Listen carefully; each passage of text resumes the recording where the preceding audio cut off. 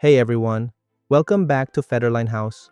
And today, we're going to build something really exciting, Dawnmaker from Honkai Star Rail.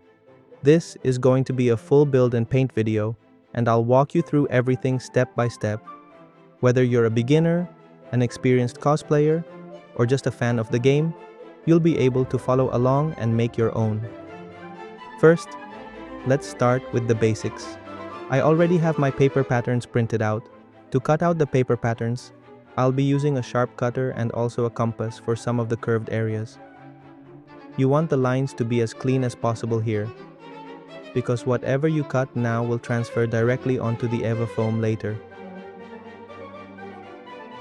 After cutting the outer edges, I tape the paper pieces together using regular clear tape.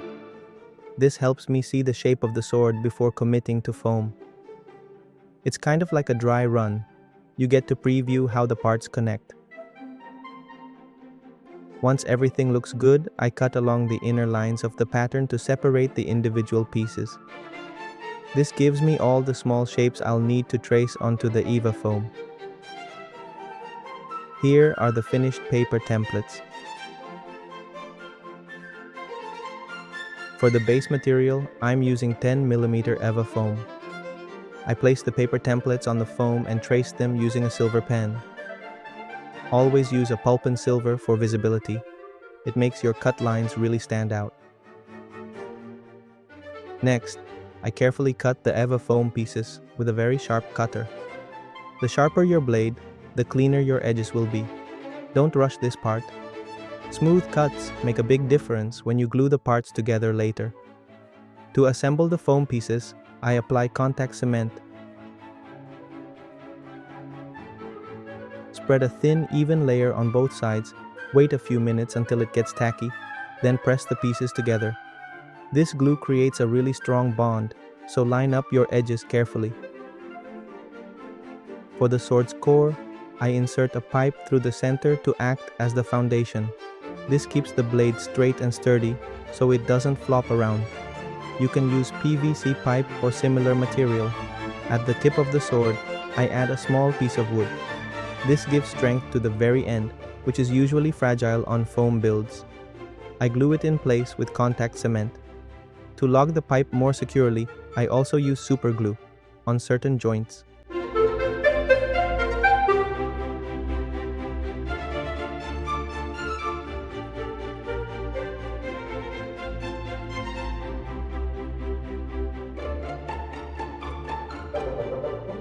After that, I cover the exposed pipe at the handle using foam, glued on with super glue. This makes the grip look solid and prepares it for shaping later. I continue building up the sword parts by gluing more foam sections using contact cement. Step by step, the blade and guard start taking shape. Some pieces need bevel cuts to create angled edges. For this, I trace guidelines with my silver pen.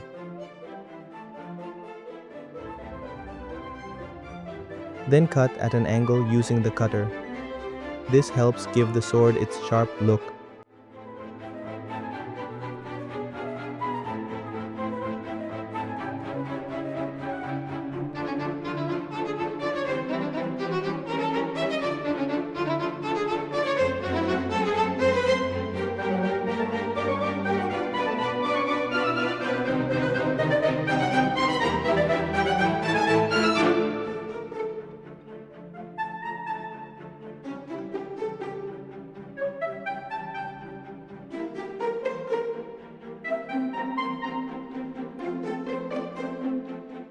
Once all the main shapes are cut, I refine the edges with a mini grinder, or as we call it, a mini drill.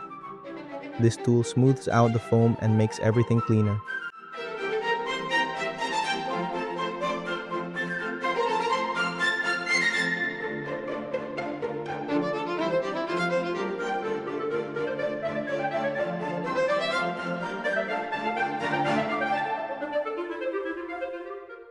Here's the prop after sanding.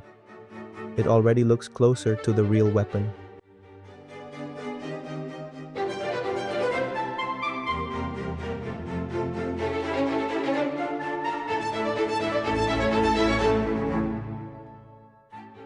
The blade and handle are now connected, and you can see the full size.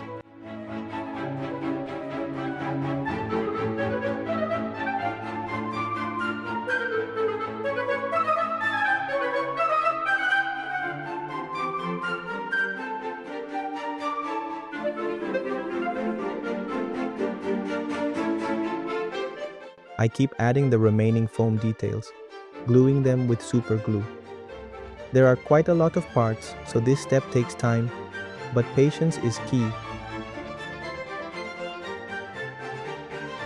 Since this part of the build is all about adding small details, here's a fun lore break about Phainon Sword. The name Phainon actually comes from ancient Greek. It was one of the names they used for the planet Saturn, and it literally means the Shining One. That feels pretty perfect for a weapon that glows like a star and looks almost divine. In the universe of Honkai, Star Rail, Phainon isn't just some random character. Phainon is one of the Aeons, beings that embody universal truths and cosmic concepts. Phainon represents order and law, and that idea carries through to the sword's design. If you look closely, it's very symmetrical and balanced, almost like a holy relic or ceremonial weapon, not just something built for battle. The glowing edges aren't just for style either. They symbolize clarity and judgment, as if the sword is literally cutting through chaos to reveal the truth. Even its attacks in the game reflect that theme, rewarding precision and punishing anything that disturbs balance. So next time you see this sword in a fight, remember, it's not just a flashy weapon.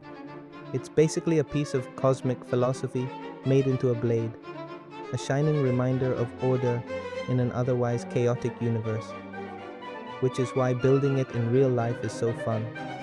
You're not just making a prop, you're making something that carries all that meaning in its shape. And here's the showcase of the full build. Dawnmaker in raw EVA Foam form. It's big, it's detailed, and it's ready for the next step, painting.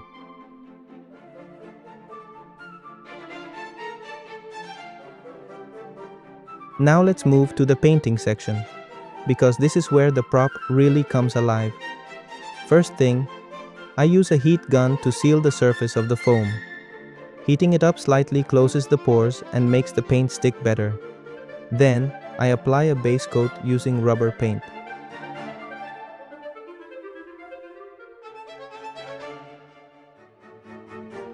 After the rubber paint dries, check out how it looks.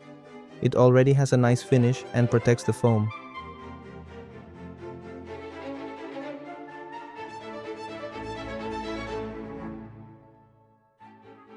If there are uneven parts, I apply filler putty to smooth them out.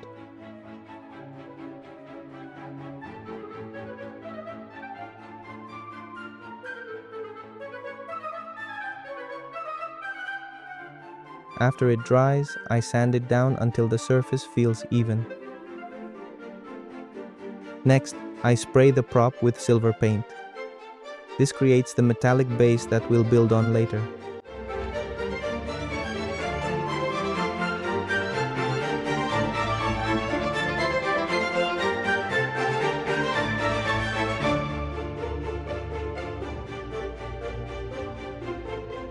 Now, masking time. I cover certain areas of the silver with tape because we'll need to protect them before adding more colors.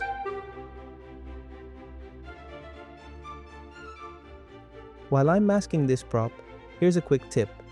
I'm just using regular masking tape, and that actually works fine as long as you're careful. The trick is to make sure the surface is clean and dry before sticking it down, so the tape holds properly. If you've got tricky curves, tear the tape into thinner strips. It helps it bend and gives you smoother edges. And always press the edges down firmly so paint doesn't bleed under the tape. Masking might seem like a boring step, but it saves a ton of cleanup and really makes the paint job pop in the end.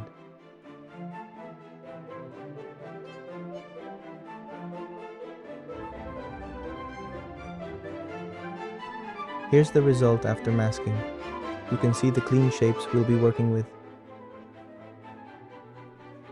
For the next step, I use a gradient silver spray.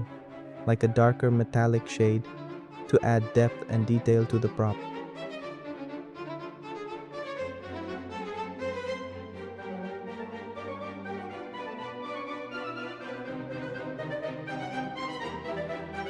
After that dries, I mask again over the gradient areas because we're moving to a gold layer now.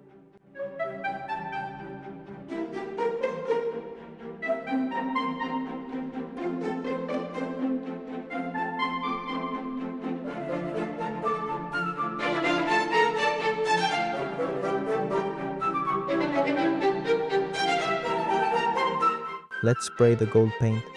This adds a really nice contrast and makes the prop pop.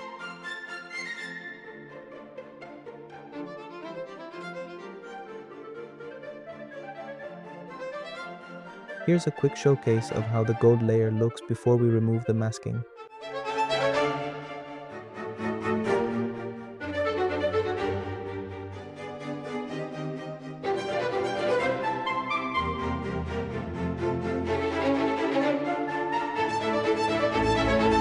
Now let's peel off the masking tape.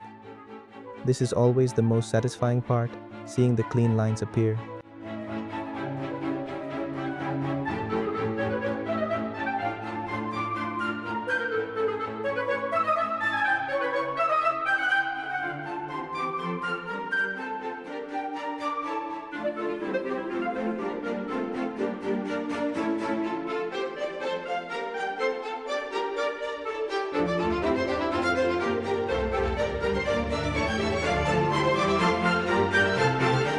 To protect everything, I finish with a clear coat.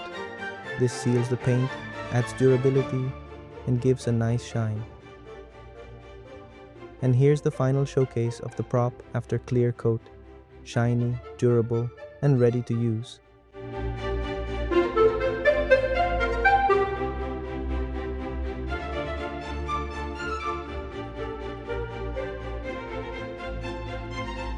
Now it's time to assemble all the pieces together. Using screws or glue depending on the part, I carefully put everything into place.